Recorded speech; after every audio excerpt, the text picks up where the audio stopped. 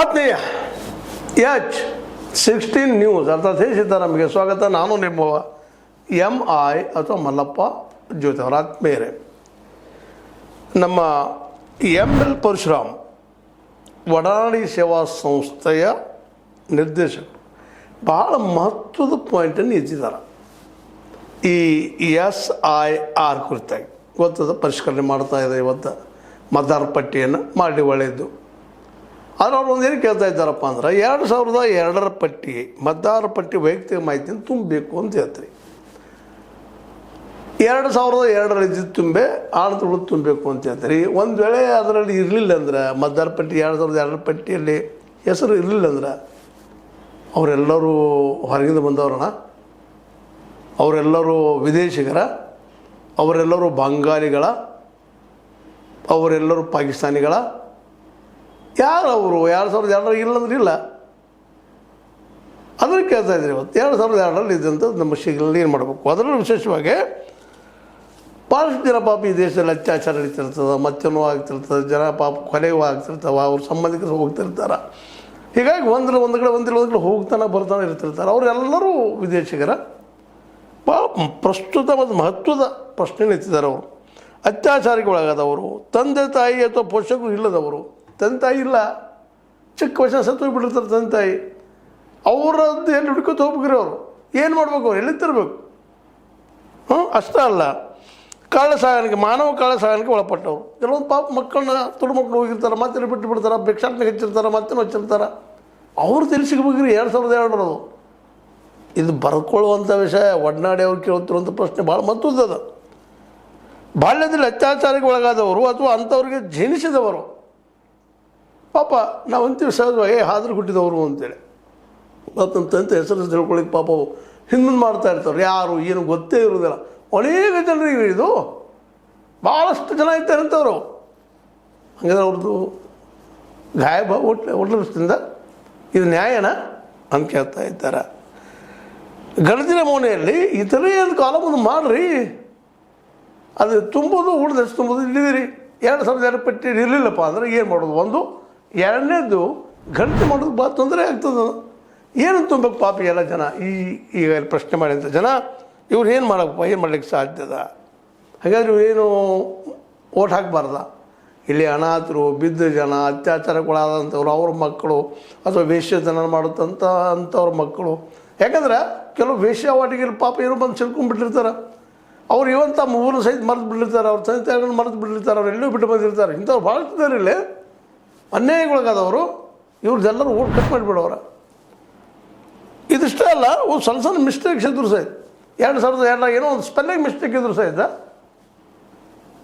ಅವ್ರನ್ನೂ ಕಳಿಸಿಬಿಡೋದು. ನನಗೆ ಸ್ವತಂತ್ರವಾದ ಮೀಡಿಯಾಗೆ ಬೇಕಾಗಿರುವುದು ಸ್ವತಂತ್ರ ಧ್ವನಿ. ಆ ಸ್ವತಂತ್ರ ಧ್ವನಿ ಉಳಿಸಲು ನೀವು ಮಾಡಬೇಕಾದದ್ದು ಇಷ್ಟೇ. ಅದೇನಪ್ಪಾ ಅಂತಂತಂದ್ರೆ ನಿಮ್ಮ ಕೈಲಾದಷ್ಟು ಸಹಾಯ ಈ ಚಾನಲ್ಗೆ ಮಾಡಿ ಹಾಗೂ ನಿಮ್ಮ ಧ್ವನಿಯನ್ನು ಕಾಪಾಡಿಕೊಳ್ಳಿ. ಅದಕ್ಕೆ ಇವತ್ತು ಪ್ರಶ್ನೆ ಮಾಡ್ತಾ ಇದ್ದಾರಾ. ಇಲ್ರಿ ಮಾಡ್ರಿ, ಸರಿಯಾಗಿ ಇವನ್ನೆಲ್ಲ ಒಳಗೊಳ್ರಿ. ಅದ್ರ ಜೊತೆಗೆ ಇಲ್ಲಿವರೆಗೆ ನೀವು ಮಾಡಿದಿರಲ್ಲ, ಇದರಲ್ಲಿ ಎಷ್ಟು ಜನ ಹೊರಗಿನವ್ರನ್ನ ಪ್ರೂವ್ ಮಾಡಿದಿರಿ, ಅದರ ಶ್ವೇತಪತ್ರ ಹೊರಡಿಸ್ರಿ ಅಂಥೇಳಿ ಈ ಜ್ಞಾನೇಶ್ ಕುಮಾರ್ ಅವ್ರನ್ನ ಕೇಳ್ತಾ ಇದ್ದಾರೆ. ಹೊರಡಿಸ್ರಿ ಅದನ್ನು. ಎಷ್ಟು ಜನರಪ್ಪ ವಿದೇಶಿಯರು ಎಲ್ಲಿ ಅದಾರ, ನೀವು ಹೆಂಗೆ ಗುರ್ತಾ ಹೇಳಿದ್ರಿ. ಕೇವಲ ಸ್ಪೆಲ್ಲಿಂಗ್ ಮಿಸ್ಟೇಕ್ ಮೇಲೆ ಆರೋಪ ಇಲ್ಲ ಅಂತೇಳಿ 2002 ಯಾರು ಸತ್ತೇ ಇಲ್ಲ. ಪಾಪ ಅವ್ರ ಎಷ್ಟೋ ಜನ ಮಕ್ಕಳಿದ್ದಾರೆ, ಇವತ್ತು ಅನಾಥ ಮಕ್ಕಳಿದ್ದಾರೆ. ಅವ್ರಿಗೇನು ಹಂಗಾರೆ ವೋಟಿಂಗ್ ಪವರ್ ಇಲ್ವ? ವೋಟಿಂಗ್ ಪವರ್ ಇಲ್ಲಪ್ಪ ಅಂದ್ಕೊಳ್ಳಿ ಅವ್ರು ಈ ದೇಶದ ನಾಗರಿಕರಲ್ಲ. ಮತ್ತು ಎಲ್ಲಿ ಹೋಗ್ಬೇಕು ಅವ್ರು, ಎಲ್ಲಿ ಹೋಗ. ಈ ಪ್ರಶ್ನೆ ಭಾಳ ಮಹತ್ವದ, ಭಾಳ ಸೂಕ್ಷ್ಮವಾದ ಇದು. ಯಾಕಂತಂದ್ರೆ ಎಲ್ಲರಿಗೂ ಸಿಗಬೇಕಾಗ್ಯದ ಗುರುತಿನ ಚೀಟಿ. ಅವ್ರದ್ದು ಇರುವುದಿಲ್ಲ, ಪರ್ಮನೆಂಟ್ ರೆಸಿಡೆನ್ಸ್ ಸಿಗುವುದೇ ಇಲ್ಲ ಇವರು. ಮತ್ತು ಆಡಳಿತ ಸರ್ಕಾರ ಮಾಡಬೇಕಾಗ್ತದೆ ಪರ್ಮನೆಂಟ್ ರೆಸಿಡೆನ್ಸ್ ಸರ್ಟಿಫಿಕೇಟ್. ನೀವೆಲ್ಲರೂ ವಿದೇಶದಲ್ಲಿ ಪ್ರೂವ್ ಮಾಡಿರಿ ಬೇಡ ಅಂತಾರಲ್ಲೇ, ವಿದೇಶದಲ್ಲಿ ತೊಗೊಳ್ಳೇಬೇಕಾಗಿಲ್ಲ.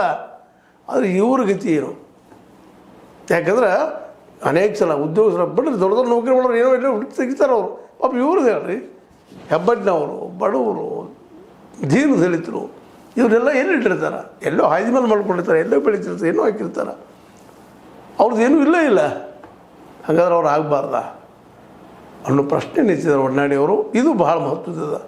ಇವತ್ತು ಅದಕ್ಕೊಂದು ಇತರೆ ಕಾಲಮನ್ನು ಸೇರಿಸ್ರಿ. ತಮ್ಮ ಇದ್ದಿದ್ದು ಹೇಳ್ತಾರೆ, ನಾವು ಅನಾಥರು, ನಮ್ಮ ತಂದೆ ಯಾರಿದ್ರು ಏನೋ ಒಂದು ನೆನಪಿಟ್ಟು ಹೇಳ್ಕೊಬೋದು. ಅದರ ಅರ್ಥ ಈ ಅನಾಥರು, ಬಿದ್ದವರು, ಉಂಡಂಥವ್ರು ಎಲ್ಲರೂ ವಿದೇಶಿಯರು ಅಂತಂದ್ರೆ ಇದು ಸ್ವದೇಶಿಯರು ಯಾರು? ತಮ್ಮ ಸ್ವಂತ ಮನಿದವ್ರು ಅಷ್ಟನ?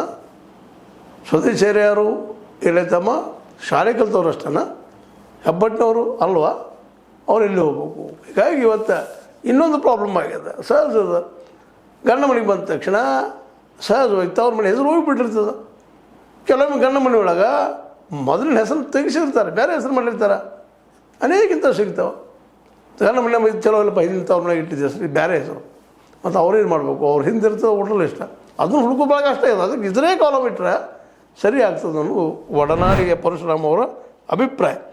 SIR ಗಣಿತ ನಮೂನೆಯಲ್ಲಿ ಇತರೆ ಕಾಲಂ ಸೇರಿಸುವುದು ಬಹುತೇಕರಿಗೆ ಪ್ರಜಾಪ್ರಭುತ್ವದಲ್ಲಿ ಭಾಗವಹಿಸುವ ಕರ್ತವ್ಯದ ಹಕ್ಕು ಸಿಗದಂಥ ಆತಂಕ ಎದುರಾಗಿದೆ. ಇತರೆ ಇಲ್ಲದಕ್ಕಾಗಿ ನಾವಿನ್ನು ಪ್ರಜಾಪ್ರಭುತ್ವದಲ್ಲಿ ಭಾಗವಹಿಸ್ತೀವಿ ಇಲ್ಲೋ ಅನ್ನೋಂಥ ಭಯಾನೂ ಶುರುವಾಗಿಬಿಟ್ಟದ. ಯಾಕಂದರೆ 2002ರಲ್ಲಿ ಪಟ್ಟಿಯಲ್ಲಿ ಇರಬೇಕಿಲ್ಲ ಅಂತಲ್ಲ, ಆದರೆ ಇಲ್ಲದೆ ಹೋದರೆ ಅವ್ರ ತಂದೆ ತಾಯಿ ಸತ್ತು ಹೋಗಿಬಿಟ್ಟಿದ್ರೆ ಮತ್ತೇನು ಆಗಿದೆ. ಆದರೆ ಐಡೆಂಟಿಫೈ ಮಾಡೋರು ಯಾರು? ಹೆಂಗೆ ಗುರ್ತಾಡ್ಯವರು?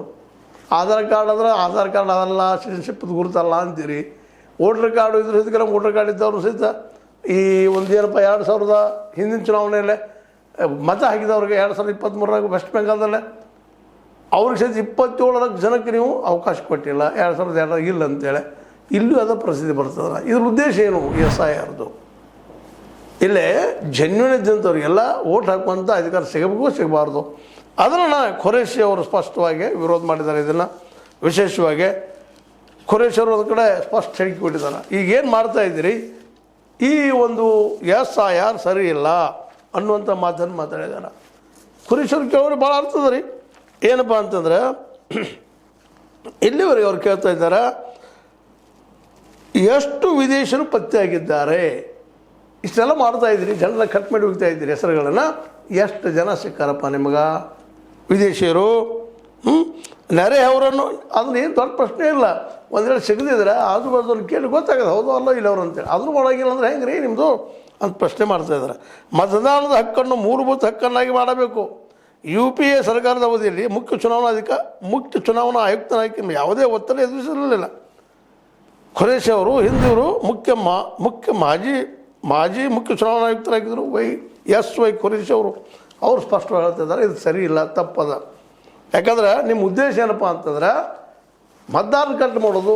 ಯಾಕೆ ಕಟ್ ಮಾಡೋದು ಅಂದರೆ ಒಂದು ಪಕ್ಷಕ್ಕೆ ಅದಕ್ಕೆ ಬೇಕಾದ ಮಂದಿರ ಇಟ್ಕೊಂಡು ಹೋಗುವಂಥ ಒಂದು ಮಾಡ್ತಾಯಿದ್ದೀರಿ. ಅದಕ್ಕಾಗಿ ನೀವು ತೆಗೆದಿರಲಿಲ್ಲ ಎಲ್ಲರೂ. ಈ ತೆಗೆದವರೆಲ್ಲರೂ ಹೆಸರು ಹೋದಂಥವ್ರೆಲ್ಲರೂ ಈ ಮೊನ್ನೆ 27 ಲಕ್ಷ ಮಂದಿ ತೆಗೆದಿರಿ, ಅವರೆಲ್ಲರೂ ವಿದೇಶಿಗರ. ಯಾಕೆ ತೆಗೆದ್ರಿ? ಯಾಕೆ ಕಟ್ ಮಾಡಿರಿ? ನಿಶ್ಚಿತವಾಗಿ ಯಾರು ಮತ ಹೊಕ್ಕದ ಹಿಂದಿನಾಗಿದ್ದಾರೆ ಅವ್ರು ಮತದಾನ ಮಾಡೋದು ಕೊಡಬೇಕು. ಅವ್ರಿಗೆ ಕೊಡಲಿಲ್ಲ, ಹಾಗಾದ್ರೆ ವಿದೇಶಿಗರೆಲ್ಲರೂ. ಹಂಗೆ ನೋಡಿದ್ರೆ ಇಲ್ಲಿ 6 ರಿಂದ 7 ಕೋಟಿ ಜನ ಅದಾರ ಅವ್ರು ತೆಗೆದಿದ್ದು ಮತ ಹಾಕಲಾರ್ದು, ಅದು ಮತದಾರ ಪಟ್ಟಿ ಹೆಸರು ಡಿಲೀಟ್ ಮಾಡಿ ಹೋಗಿದ್ದಾರೆ. ಅವರೆಲ್ಲರೂ ವಿದೇಶಿಗರ. ಅದ್ರಲ್ಲಿ ಎಷ್ಟು ಜನ ಸತ್ತಿದ್ದಾರೆ, ಎಷ್ಟು ಜನ ಏನಾಗಿದ್ದಾರೆ, ಎಲ್ಲಿ ಬೇರೆ ಹೋಗಿದ್ದಾರೆ, ಅವರೆಲ್ಲಿ ಸಿಗಲಿಲ್ಲ ಯಾಕೆ ಅನ್ನೋ ಅನೇಕ ಪ್ರಶ್ನೆಗಳು ಓದ್ತಿದ್ದಾವೆ. ಅದಕ್ಕೆ ಅವರು ಖುರೇಶಿ ಅವರು ಹೇಳ್ತಾ ಇದ್ದಾರೆ, ಇದು ಮತದಾನ ಮೂಲಭೂತ ಹಕ್ಕದು, ಇದು ಉಳಿಸ್ಬೇಕಾಗ್ಯದ. ಆ ದಿಶೆಯಲ್ಲಿ ಸರ್ಕಾರ ಕೆಲಸ ಮಾಡಲಿ.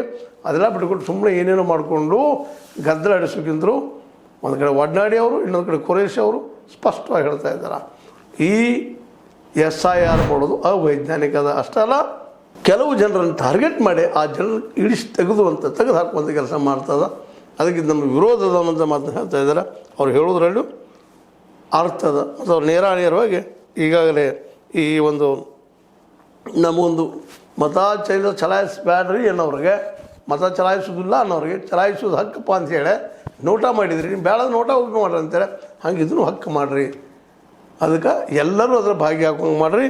ಬರೀ ಒಂದು ಏನಪ್ಪ ಅಂತಂದ್ರೆ ಈಗ ಯಾವುದೋ ಒಂದು ಕಾರಣಕ್ಕೆ ಸಣ್ಣ ಮಿಸ್ಟೇಕಿಗೆ ಒಂದು ನಮ್ಮ ಕಾಲದಲ್ಲಿ ಒಂದು ಸ್ಪಷ್ಟ ಹೇಳ್ತಾ ಇದ್ದಾರೆ. ನಮ್ಮ ಕಾಲದಲ್ಲಿ ಸ್ಪಷ್ಟವಾದ ನೀತಿ ಇತ್ತು. ಮತದಾರ ಹೆಸರು, ವಯಸ್ಸು, ವಿಳಾಸ ಅಥವಾ ಇನ್ನಿತರ ಸಣ್ಣ ಕಾಗುಣಿತದ ದೋಷ ಕಂಡು ಬಂದರೆ ಅದು ಸರಿಯಾದ ವ್ಯಕ್ತಿಯೆಂದು ನಿಮಗೆ ತಿಳಿದಿದ್ದರೆ ಇಂಥ ಸಣ್ಣ ತಪ್ಪುಗಳನ್ನು ನಿರ್ಲಕ್ಷಿಸಿ ಎಂದು ನಾವು ಚುನಾವಣಾ ಸಿಬ್ಬಂದಿಗೆ ಸೂಚನೆ ಕೊಟ್ಟಿದ್ದೀವಿ.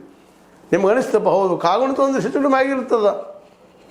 ಉದಾಹರಣೆ ನಮ್ಮದು ನೋಡ್ರಿ, ಮಲ್ಲಪ್ಪ ಫಾ ಆಗಿದ್ದೀನಿ ಅಲ್ಲ ಅಂದ್ರೆ ಏನೋ ಹೆಚ್ಚು ಜೋದ ಮುಂದೆ ದೀರ್ಘ ಬಂದಿರ್ತದೆ, ದೀರ್ಘ ಬರ್ತದೆ ಜತಾವರೈಸಿ ನೀ ಅಲ್ಲ ಅಂದ್ರೆ ಇಂಥ ಎಲ್ಲ ತಪ್ಪುಗಳ ಇದ್ದು ಅಂದ್ರೆ ಅದನ್ನು ನೀವು ಅದನ್ನು ಮುಂದುವರೆಸಿ ಮಾಡಿಕೊಡ್ರಿ ಅಂತ ಹೇಳಿದ್ರಿ. ಆದರೆ ನೀವು ಇದನ್ನು ತಪ್ಪು ಮಾಡ್ತಾ ಇದ್ದೀರ ಅಂತ ಮಾತನ್ನು ಕುರೇಶ್ ಅವರು ನೇರವಾಗಿ ಜ್ಞಾನೇಶ್ ಕುಮಾರ್ ಅವ್ರ ಮೇಲೆ ದಾಳಿ ಮಾಡ್ತಾ ಇದ್ದಾರೆ. ದಾಳಿ ಬೇಕಾಗಿಲ್ಲ, ಸತ್ಯ ಹೊರಗೆ ಬರಲಿ, ನಮ್ಮ ಉದ್ದೇಶ ಇಷ್ಟೇ ಇಲ್ಲ. ಎಲ್ಲ ಉಪಯೋಗ ಅದರಲ್ಲೂ ಒಡನಾಡಿಯವರು ಹಾಕಿದಂಥ ಪ್ರಶ್ನೆಗಳು ಮಾತ್ರ ಭಾಳ ಪ್ರಮುಖ ಇದ್ದಾವೆ. ಆ ದಿಶೆಯಲ್ಲಿ ನಮ್ಮ ಚುನಾವಣಾ ಆಯೋಗ ಈ ನಮ್ಮಲ್ಲಿ ನಡೆಯುತ್ತಿರುವಂಥ ಈ SIR ಸರಿಯಾಗಿ ನಡೆಸಲಿ ಅನ್ನುವಂಥದ್ದು ಅನಗತ್ಯ ವಿದೇಶದಲ್ಲಿ ತೆಗೀರಿ ಬ್ಯಾಡ ಅಂತಾರೆ. ಅದು ಹುಡುಗ ಕೆಲಸ ನಿಮ್ಮದು ಹುಡುಕ್ರಿ. ಇಲ್ಲಾಂದರೆ ನೀವೇನು ಮಾಡ್ತಾಯಿದ್ರಿ ಸ್ವಲ್ಪ ಸ್ಪೆಲ್ಲಿಂಗ್ ಮಿಸ್ಟೇಕು ಮತ್ತೆ ಯಾವುದೋ 2002 ಬೇಕಂತ ಹೇಳ್ತೀರಿ, ಇದ್ರೆ ಕಾಲಮ್ ಹಾಕಿರಿ, ಅದು ಅನಾಥ ಮಕ್ಕಳಿಗೆ ತಮ್ಮ ಹೆಸರು ಸೇರಿಸ್ಲಿಕ್ಕೆ ಸಾಧ್ಯ ಆಗ್ತದೆ ಅಂತ ಹೇಳ್ತಾ ಇದು ನಿಮಗೆ ಲೈಕ್ ಆಗಿರ್ಬೋದು, ಲೈಕ್ ಶೇರ್ ಮಾಡಿ ಕಮೆಂಟ್ ಮಾಡಿ ಜೊತೆ ಸಬ್ಸ್ಕ್ರೈಬ್ ಮಾಡೋದು ನಿಲ್ಲಿಸ್ಬೇಡ್ರಿ. H16 ನ್ಯೂಸ್ ಅರ್ಥಾತ್ ದೇಶದ ಎಂಬುದು ಸತ್ಯಕ್ಕಾಗಿರಲಿ. ವಂದನೆ. ಆತ್ಮೀಯ ಸಾರ್ವಜನಿಕರಲ್ಲಿ H16 ಅರ್ಥಾತ್ ಸೀತಾರಾಮದಿಂದ ಒಂದು ಮನವಿ. ಈ ಸಂಸ್ಥೆ ಭ್ರಷ್ಟಾಚಾರ, ಅನ್ಯಾಯ, ಅತ್ಯಾಚಾರಗಳಿಂದ ನೊಂದವರ ವೇದಿಕೆ. ಅನ್ಯಾಯಕೋರರ, ಭೂಗಳ್ಳರ, ನಶಾ ಸಾರಾಯಿ ಮಾಫಿಯಾಗಳ ವಿರುದ್ಧದ ಧ್ವನಿ. ರೈತರ, ಕೂಲಿಕಾರ, ಕಾರ್ಮಿಕರ, ಬಿದ್ದ ಸಮುದಾಯ ಜನರ ಧ್ವನಿ. ಬೆಂಬಲವಾಗಿ ನಿಂತು ತನುಮನ ಧನದ ಸಹಾಯಕ್ಕೆ ಸಾರ್ವಜನಿಕರಲ್ಲಿ ಕೋರಿಕೆ. ದಾನದ ಸಹಾಯ ನೀಡಿ ಸ್ವಾತಂತ್ರ್ಯ ಪತ್ರಿಕೋದ್ಯಮ ಉಳಿಸಿ ಬೆಳೆಸಿ. ವಂದನೆಗಳು. ತಮ್ಮನ್ನೇ ನಂಬಿರುವ ಮಲ್ಲಪ್ಪ ಇ ಜೋತಾವರ್. ಈ ಕೆಳಗಿನ QR ಸ್ಕ್ಯಾನ್ ಮಾಡಿ ಅಥವಾ ಈ ನಂಬರ್ ಅಂದರೆ 7411402405ಗೆ ಇಲ್ಲ 9686864852ಗೆ ನೀವು ಫೋನ್ಪೇ ಮಾಡಿ, Paytm ಮಾಡಿ ಅಥವಾ ಇನ್ನಾವುದೇ ಮಾಧ್ಯಮದಿಂದ ಗೂಗಲ್ ಮೂಲಕ ಸಹಾಯ ಮಾಡಿ ಈ ಪ್ರಾಮಾಣಿಕ ಪತ್ರಿಕೋದ್ಯಮವನ್ನು ಉಳಿಸಿ ಅಂತ ಮತ್ತೊಮ್ಮೆ ಮನವಿ. ವಂದನೆಗಳು.